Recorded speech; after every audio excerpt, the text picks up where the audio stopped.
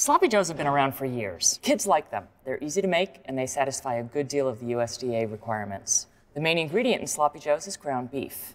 This is a product that varies widely. There are many different ratios of fat to meat, which will affect the cooked drained yield.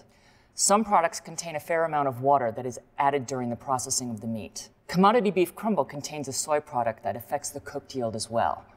For this reason, the recipe we're using calls for an amount of cooked, drained ground beef.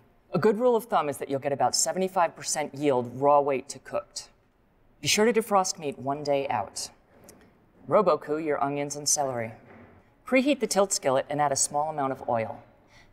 Add thawed beef, breaking it up into small pieces with a spatula as you cook it. Cook beef to 165 degrees. Make sure the screen is in place at the front of the tilt skillet.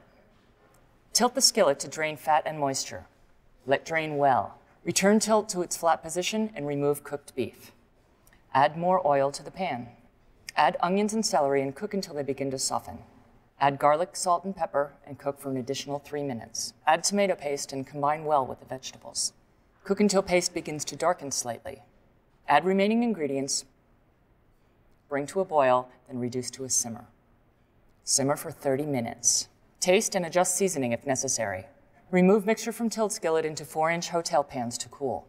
The mixture must cool to 70 degrees within 2 hours and to below 41 degrees in an additional 2 hours. Keep food-safe torpedoes filled with water in the freezer. Then add directly to the products to cool. Other options include placing the product in an ice bath, replenishing ice as it melts. When filling is cool, weigh into 2.5-inch pans, 10 pounds per pan. Be sure to tare your scale on every pan.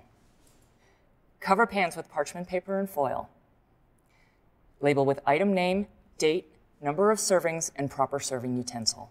Reheat filling to 165 degrees for service.